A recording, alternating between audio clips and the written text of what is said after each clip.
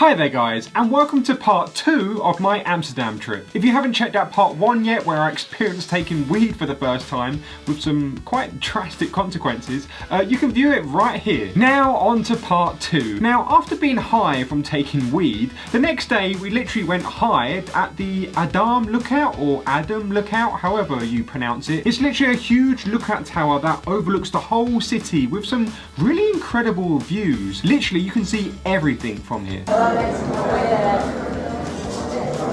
makes me feel sick. What is it? What we are? The 20th floor. However, the main attraction here is Europe's highest swing called Over the Edge, where you were literally swinging on a swing over the edge of the building with nothing below you. It's quite exhilarating really, and I quite like those kind of adrenaline junkie activities. One last look to the camera, guys.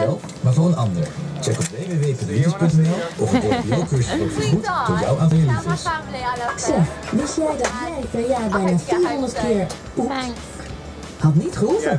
Met GBR You feel fastened in? een neusje voor aanbiedingen. Je vindt GBR Duofresh op baderie.nl.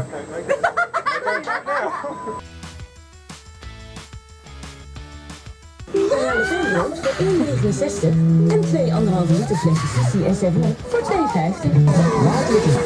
De man heeft meer awards gewonnen dan levensjaar. Oh, we did it. Wasn't that bad actually. I do like my heights, but that one, just because there's no safety harnesses, you're just having a seatbelt, so it does feel a bit weird when you go over the edge.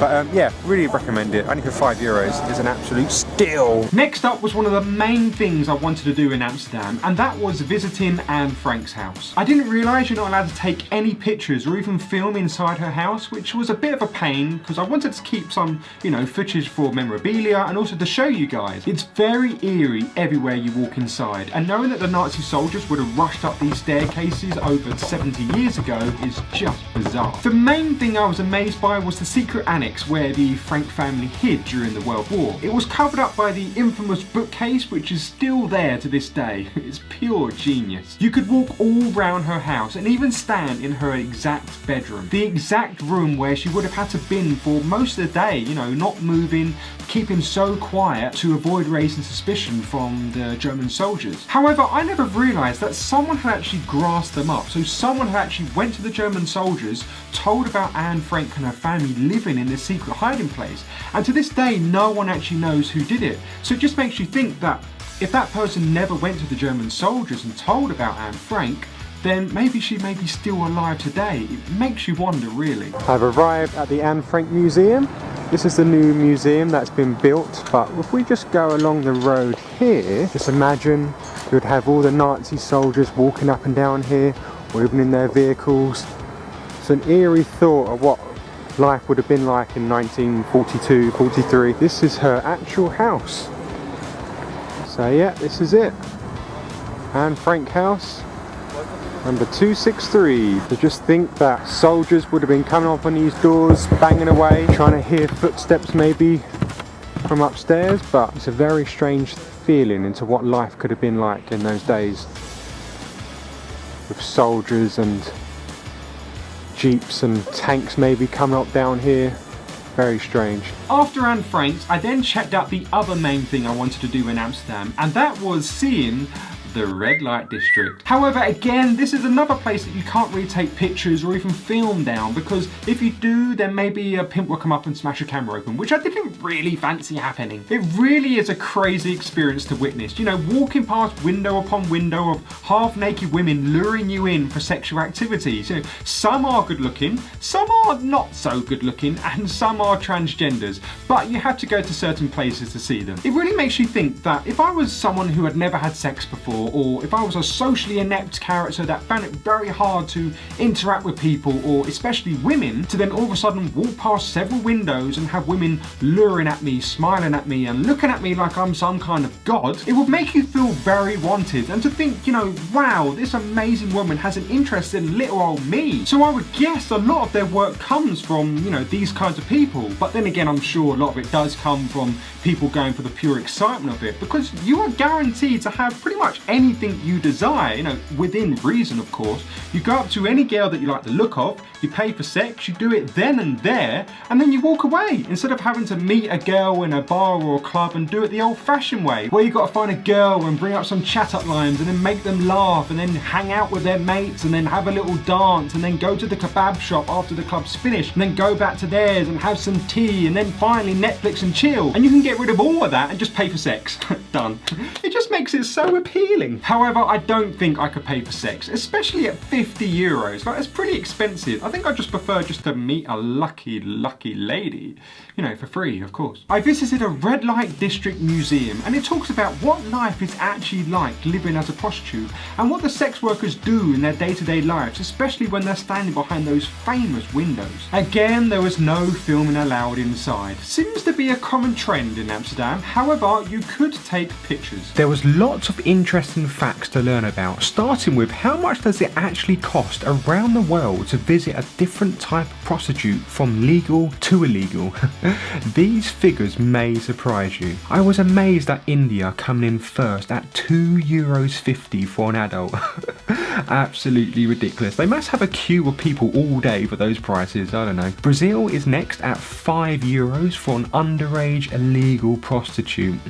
That sounds dreadful. Amsterdam is third at €50 for a window prostitute. And back to India again, in fourth place is €900 for a virgin. I'm not sure if that's legal, if that's whether that's a child or an adult. And in fifth place in Shanghai at a staggering €1,250 for a cool girl. Bloody hell, they better be a supermodel at those prices. So yeah, if any of those prices tickles your fancy, get your pocket money together now.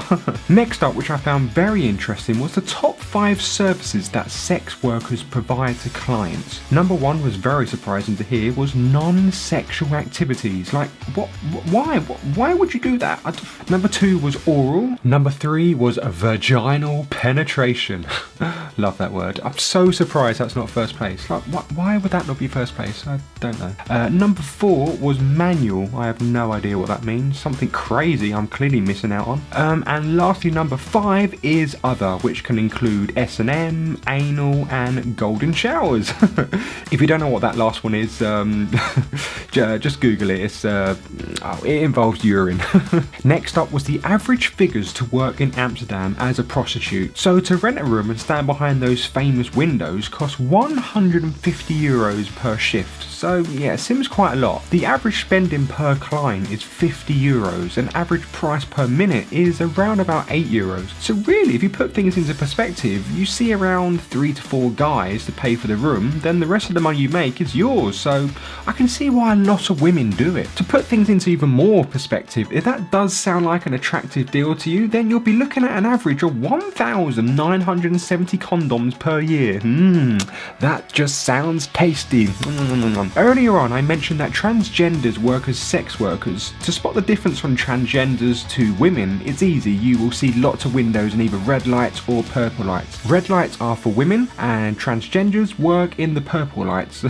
So don't go to the wrong window. Now you may ask yourself, why do they choose red lights to work in? As I did ask that myself. Well, red light makes the skin look smooth, making prostitutes look more attractive. However, it's funny, in the past, red light was used to obscure the marks of sexual transmitted diseases, making them less visible.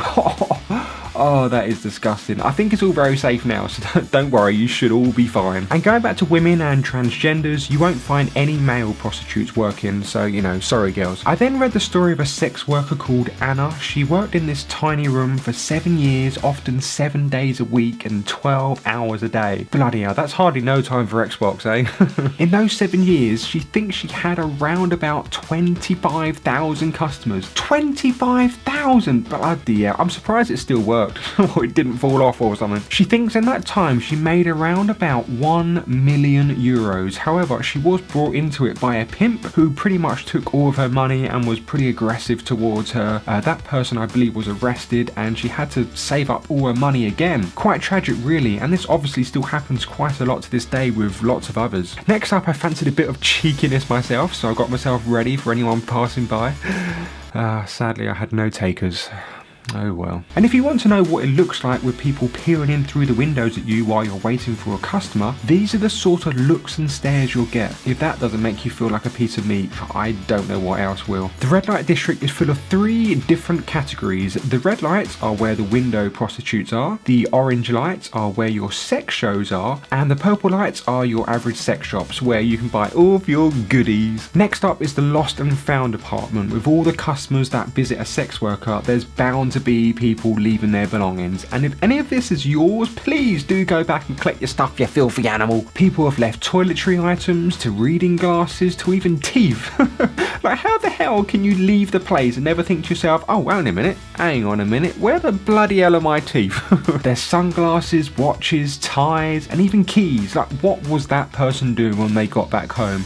I can't seem to get into my house. Where the hell are my keys?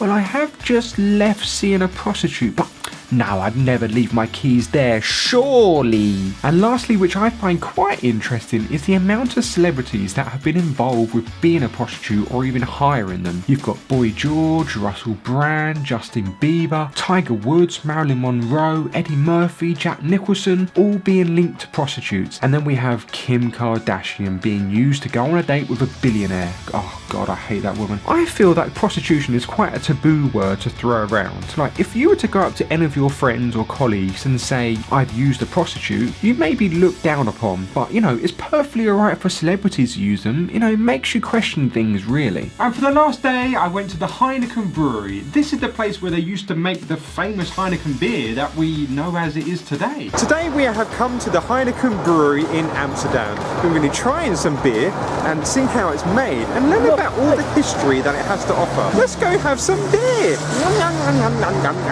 It shows you the whole process of the key ingredients used and how they mix it all together and brew it.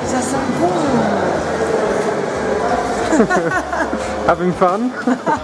It's weird to think that back in those days they pulled these handles around and then the Heineken would spill out of these little pipes and funnels and there'd be gushing, lots of gushing Heineken all coming down here. Pretty amazing. Now there's obviously nothing now. To how it's packaged and transported, to then how to serve the perfect beer.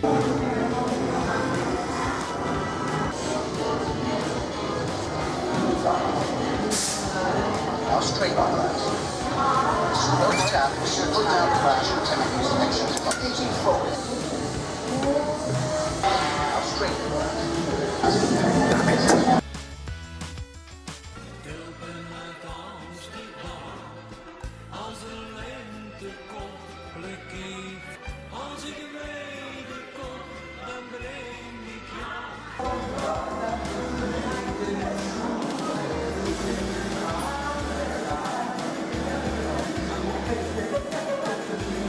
Cheers, guys.